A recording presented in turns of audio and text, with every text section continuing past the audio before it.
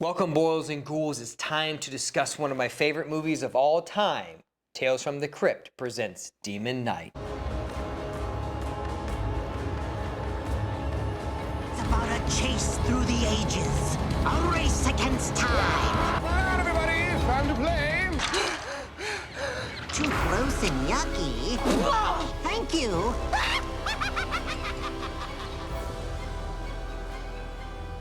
Hey everybody, welcome back. Today we're going to be discussing Demon Knight, one of my favorite movies from the 90s. I grew up watching this movie all the time when it was on TV, as well as the series which it spawned off from, Tales from the Crypt. Now, when I was growing up, I was very young, and my mother just, I guess, thought it was a good idea to let me watch Unsolved Mysteries back to back with Tales from the Crypt. You know, I was off in a sunroom in the other room on a small, like 9 to 10 inch TV watching Tales from the Crypt, scaring the shit out of myself when I think I was around 5 or 6 when I started watching Tales from the Crypt. So I'm sure most of you watching this video also grew up watching this. If you didn't, it's a great show. Watch Tales from the Crypt. I'm sure you can get the full series for around $60 at this point, but it's a great series and I love this movie. Now, this was actually planned as a trilogy of movies. This ended up being the first movie, although it was actually the second planned movie, but Hollywood, things move around. The other film was Bordello of Blood. If you'd like to see me cover that later on the channel,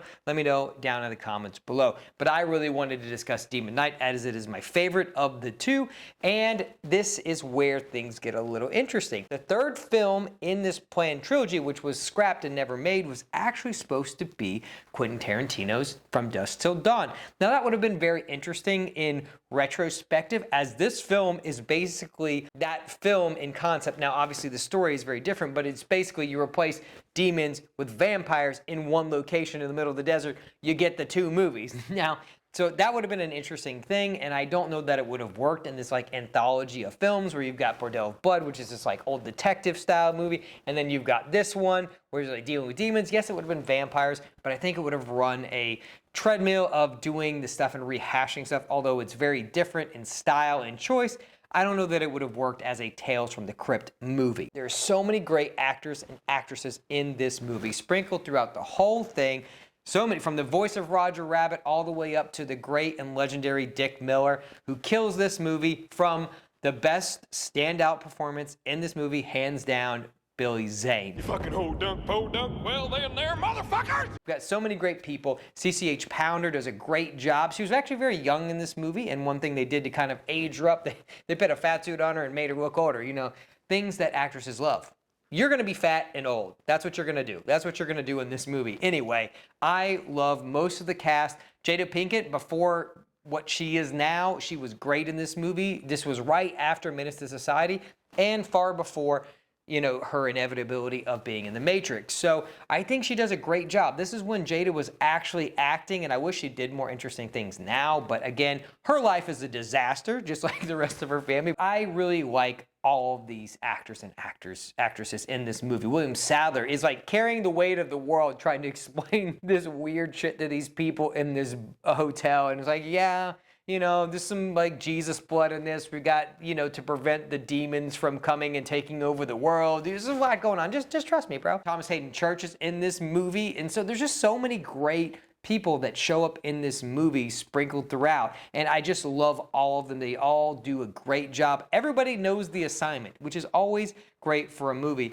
When you're getting a movie, it's a little weird, it's a little out there, and you know, the budget's not too high. You're in one location, just a small group of actors. Everybody gets the assignment. They're all doing 110%. They're all giving it their all, even though it's a little weird, it's a little strange, and it's a little bloody and gory.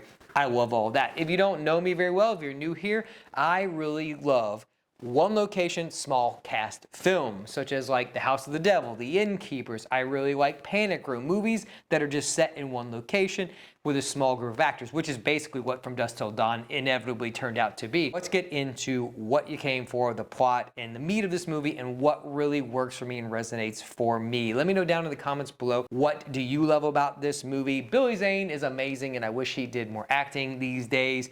And what is your favorite Tales from the Crypt episode? If you have one, maybe I'll check it out. You know, it's been a while since I've kind of rerun through the whole series, so I'm interested in kind of diving back into some of those older episodes. We follow William Sadler's character as he rolls into town being hunted by Zilly Zane. Anyway, Billy Zane, who is the collector, and he is after an artifact, a key that we turn out that is basically housing the blood, which originally housed the blood of Jesus Christ, but now just is passed down and carries the blood of each individual that is tasked with protecting the world. So he rolls into town, hunted by that. We meet a group of characters that will turn out to be demons later on. A little kid, he runs off, finds his hotel. Well, actually, he runs into Dick Miller as a drunkard man. The character he plays the best. Just a drunken old man, Uncle Willie here. He has a great scene later on in this movie with Billy Zane that I won't spoil right now, but if you've seen the movie, you obviously know what it is, and you know why it would be a favorite of mine. You know, what could go wrong in that scene? A bald man delivering lines.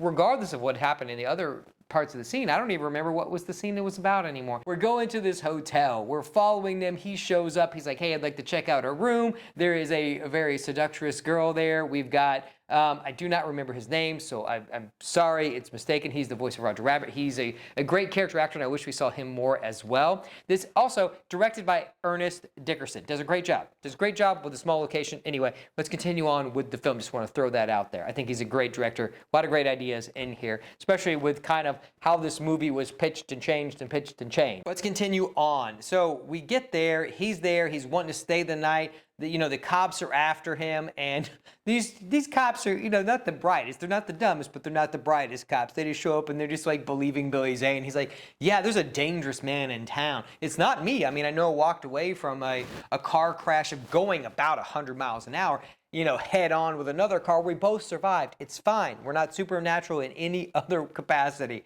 So let's go there. Let's collect this artifact. They get there. They're trying to collect this artifact, He gets shown to his room. Jada Pinkett's doing something. CCH Pounder is doing what she does and killing it in everything, smoking her cigar. Like, it's just, she's so great. She's so great in this movie. She is perfectly cast in this film. Bring hell to earth. And William Sadler's character is basically tasked with protecting that. And he's got to convey this where these people are just like, what the hell are you doing? Why are these people coming here? And we don't believe you. You just say that we've got to do all these things, and we just don't believe you. Anyway, Billy Zane shows up, and he's like, got the cops on his side. We've got to do all this. Shit goes awry, and now they're both on their way out. And we start the movie off with a head scratcher and a bang. And Billy Zane punches his hand through the sheriff's face, which is great. It's a great effect. All the special effects in this movie are hands down spectacular. They're so good. And you can see where, like, they had to cut some of the budget when you find out kind of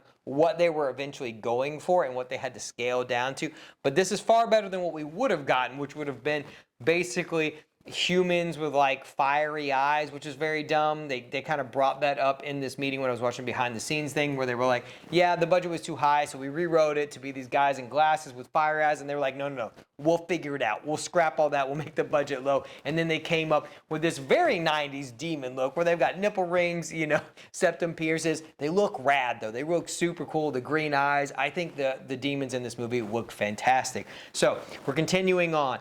Billy Zane has now presented himself as what he truly is, and Sadler's to the rescue. He finally does eventually get him out of this. He starts sealing off all the entrances with the blood that is in this key, which dispels the demons from coming in, and we get a great scene. Now, again, we're following this storyline where you're like, okay, now he's shown up, now we know what he truly is, and now we've got to prevent him from getting into said building, because if he does, he will get his hands on this key and he will bring hell to earth. There's a great scene outside where Billy Zane is like, now I make this, building condemned, and he squirts some of his acid blood everywhere, and these creatures just start coming from the ground, the orifices of the ground. It's such a good special effect. He kisses them. Billy Zane is just doing so many small, detailed things in his performance that I really like. He's very funny throughout, and a lot of them were him. There's a scene later on where he just basically has a sponge pop out of his mouth, and he made his performance akin to like Robin Williams' genie in Aladdin, where he just keeps pulling things out of the ether when needed to explain and push the plot, and also kind of strengthen his agenda in this movie, where he's trying to convince people to let him in the building, and he's using whatever he can to convince them. So we get the demons coming from the ground. They're trying to get in. He's sealing off all the entrances.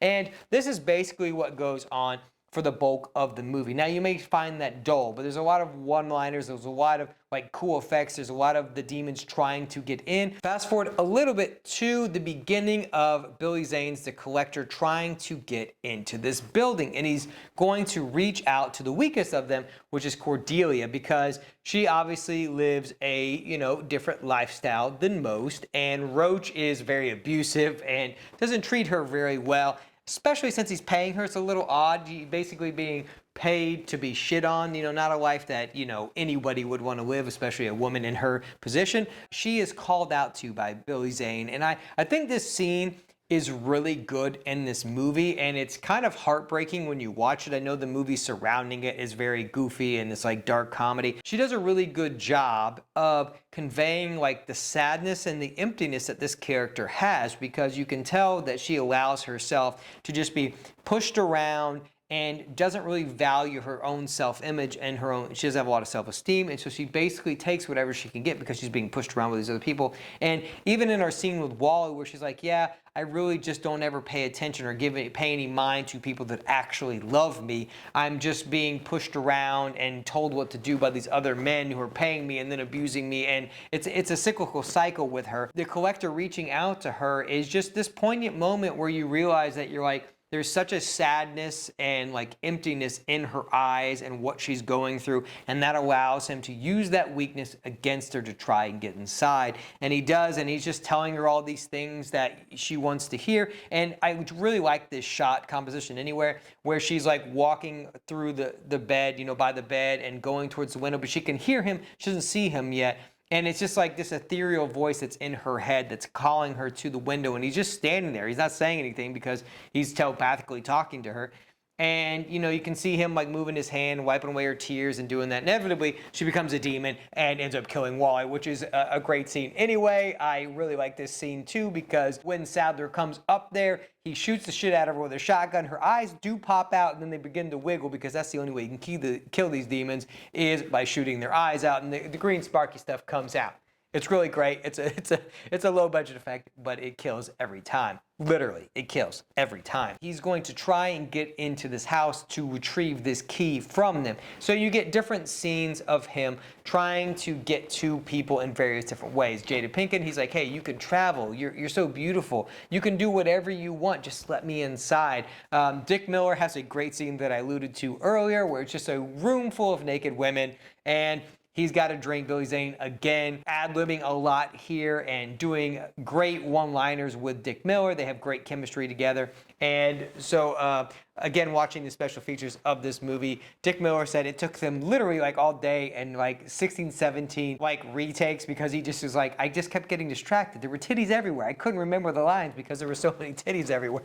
I can imagine, when you got a room full of beautiful women with their titties out, it's going to be hard to concentrate, even if you're a legendary actor like Dick Miller. That's the middle of this movie. So basically, we start out, we're introduced to our characters, we move on, we're moving on, we know kind of what the crux of what they're looking for is. We haven't got our exposition dump yet, that comes later in the movie, but now we're seeing the tactics that are going into like Billy Zane trying to get in. We get a couple great shots of them pulling people out. Cordelia gets strung out, and that's kind of when her tension with Roach begins, Thomas Hayden Church's character.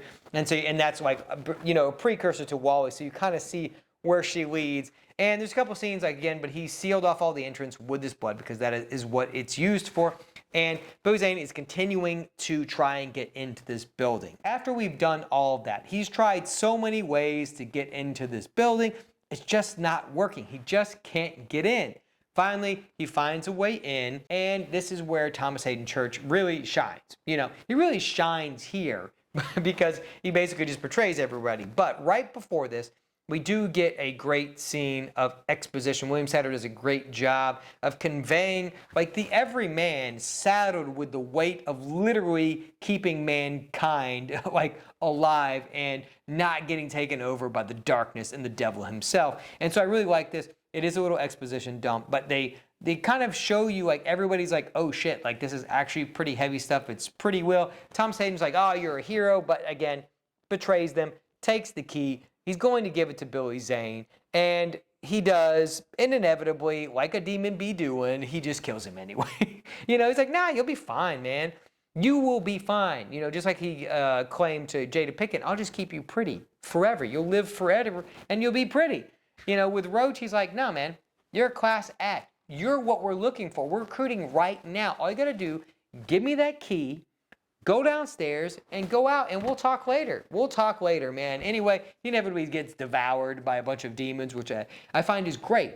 And he deserved that, though. He's a character that deserved what his comeuppance, which Tales from the Crypt is actually about. You know, at the end of the day, that's what Tales from the Crypt is. All of the episodes are comeuppance to these people that are pretty terrible, and in this we get a sprinkle of that. And that's what makes it feel a little bit like a Tales from the Crypt episode, is all of the terrible characters get a little bit of comeuppance, which they deserve. So he gets dispatched. Then Billy Zane makes his way up there again, killing it with his liners and one-liners. And I just love his presence in the movie. He's so great in this movie. I just can't talk enough about how good Billy Zane is in this movie. Also without hair, you know? Without hair. This is actually what led him to getting his villain role in Titanic, surprisingly enough, was this specific role, because he did such a good role at being the villain. They wanted him to be in Titanic. That's kind of what led to his role in Titanic, which is very interesting. This very like low budget, like HBO Tales from the Crypt thing led to one of the biggest movies of all time. So very interesting in that aspect. He goes up, he's trying to get the key. He now has the key. And they struggle and fight, and the latter half of the movie is basically just demons coming in, them killing demons. He gets an arrow through his eye, which is also pretty awesome. So again, special effects throughout this movie are awesome. They all look really cool and really kind of look better than their budget. The only thing that's really out of place here early on is like the Crypt Keeper when he's moving. Like that's the only thing that actually, like special effects wise, that doesn't work anymore. It holds up at the end because he's an animatronic, but when he's like moving through space, you're like, this is the mid-90s, isn't it? This doesn't look that great. We round all this up with him dispatching these characters one by one. He's got to kill 7. He's got to kill Sadler. He's got to get his key back so he can open the gates of hell and bring all the demons up. They're going to try and make their way through a mine hatch in the very bottom of the hotel. That does not work out for them, so they're just left to kind of crawling up into an attic and seeing how that works. And you know, they go into their attic, and that's where they find a like stash of mail, which is what Wally was accused of doing in the very beginning of the movie, where he was laid off because he was stealing mail. He's like, I didn't steal mail. I didn't steal anything. Turns out he did. He's a liar, pants on fire. Also has an entire, trunk of guns with a note to Cordelia that he's basically going to go postal, as we alluded to before, and basically shoot up the post office for her. Now, it turns out he doesn't have any bullets in there, so he wasn't actually going to do anything, but he does have a grenade vest, which comes in handy a little later. So they're all piled up there. Billy Zane's still trying to get in. We lose a couple of our characters, and then CCH Pounder and Bob the detective, Bob the cop, are down there. And in a great, show of confidence, she's already lost her arm. I'm not spoiling the entire movie for her. We're just going by the big beats. She loses her arm, which is crazy. It's awesome. She gets her arm ripped off in a cool scene.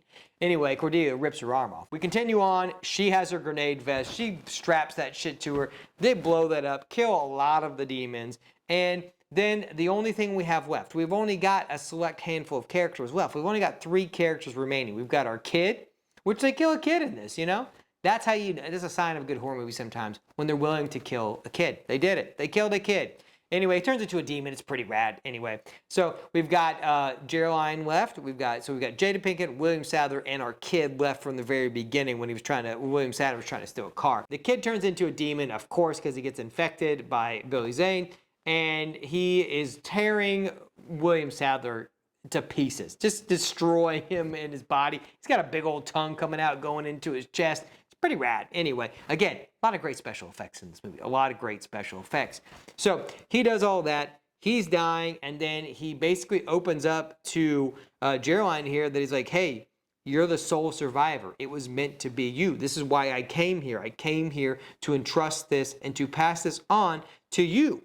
So he has some blood on her. He gives her the key. The stars show up on her hand. Just got to kind of signify that. And when they all align, she'll know what she needs to do. This leads to our ultimate conclusion and our ultimate confrontation with the collector, the devil himself, and Billy Zane. And I really like this end scene. Apparently they'd shot different things where they wanted him to kind of be this wall of fire with a face in it. That really didn't go over well in their test screenings. Also, remember, mid-90s, this is before special effects existed, and this is even before, like, you know, Pixar did Toy Story. So before that, this is 1994, so long before these things would kind of solidify and they could just basically do whatever they want, which is what they do now, and get away with nonsense. Anyway, great practical movie here. They show them, they're talking. He's basically trying to convince her that, like, hey, I've never brought a demon knight over to the other side, but I would love to. You could be my queen, you know? So they're going back and forth. They're dancing. What he doesn't know is that she has drank some of the blood from earlier on in the scene where she was like drenched in it. He cleaned her off and now he's drugged her over here. She's got some of the blood in her mouth swooshing around because she's like, all right, I don't know what to do. This is the only way I know to get rid of this dude. I'll just spit it in his face if I get a chance here. So they're dancing around. He's trying to convince her. All of a sudden she spits in his face. It's all the blood. And he starts boiling up, and then we get a great scene of basically this big demon that's coming out who's then on fire, and the whole hotel blows up. She's protected by the blood. I was just watching The Equalizer 3 the other day, and, you know, Denzel killing it with the blood. Anyway, that just made me reminded of the scene where he's singing the blood while he's killing that dude. It's from the first Equalizer. I don't know. It was funny. Anyway, so that is, or the third Equalizer. I think that's where he does it, actually. I watched them all yesterday. I don't know why. I had a trilogy of Equalizer films. So that's kind of how we round this out. She kills that. She's now got the power. She's now got to continue this on. So you see her continued on. She gets on a bus, puts a little drippy drop of that, goes down to stops. We see a new collector is born, and he's prevented from getting on, but we know that the battle will continue to rage on into the future with heaven and hell. So that is Demon Knight. I really like Demon Knight. It's a great movie. I highly recommend you watch Demon Knight. That's why I didn't want to go into very descriptive detail. Throughout the whole movie, I left all the kills for you. I didn't spoil any of the kills because they're all great. There's some great demon effects. I just wanted to kind of go over the plot, what I like about it. It all basically works for me. I don't know why people didn't like this when it came out. I really don't. I know it's become kind of like a cult film at this point, but I really love this movie. It's a standout. It's one that I love to rewatch, and I haven't seen it in probably 5 or 6 years, so it was fun to go back and revisit it now and talk about it with all of you. So let me know down in the comments below, what do you love about this movie? What do you like about Demon Knight? If you have any other suggestions for me to cover on Nightmare Flashbacks, let me know that as well. If you like what we do here, consider becoming part of the collective, and I will talk to you guys in my next review.